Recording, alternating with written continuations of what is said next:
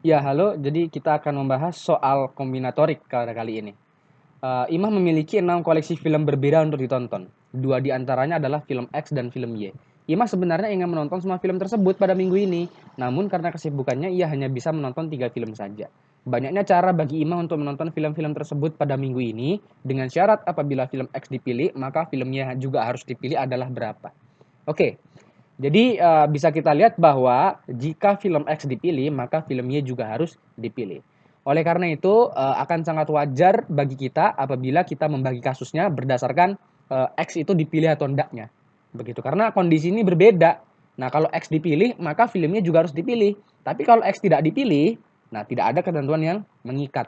Begitu. Jadi apa namanya itu kita membagi kasusnya berdasarkan terpilihnya X atau tidak. Begitu. Nah, kita langsung aja. Kasus pertama.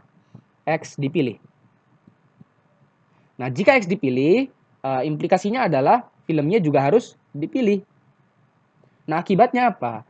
Akibatnya sudah ada 2 film yang dipilih dari 3 film yang pengen dia tonton pada minggu ini. Begitu. Akibatnya kita tinggal mencari berapa banyaknya satu film itu. Nah, di sini kita bisa lihat bahwa terdapat 6 koleksi film berbeda untuk ditonton, sedangkan duanya sudah dipilih. Begitu. Sehingga sisanya adalah 4. Jadi banyak cara untuk kasus pertama adalah 4. Jadi 4 cara ya untuk kasus pertama. Nah, habis itu untuk kasus kedua nih. X tidak dipilih. Ingat, jangan terkecoh.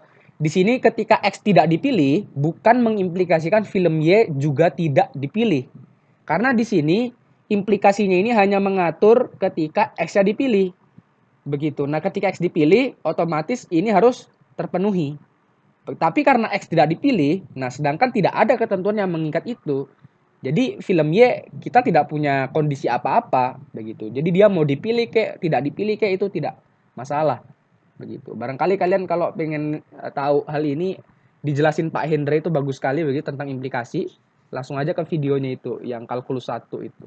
Seri kalkulus satunya Pak Hendra Gunawan, orang ITB, apa dosen ITB begitu.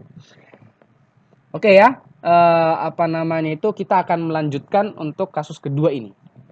Nah, jika X tidak dipilih, akibatnya sisa film yang dapat dipilih oleh Ima ada 5. Karena awalnya ada 6, X tidak boleh, jadi sisa 5.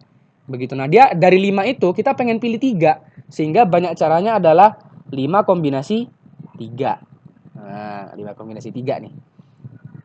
Nah, berapa banyak tuh 5 kombinasi 3? Ya, 5 faktorial per 5 kurang 2 faktorial atau 2 faktorial langsung aja dikali 3 faktorial.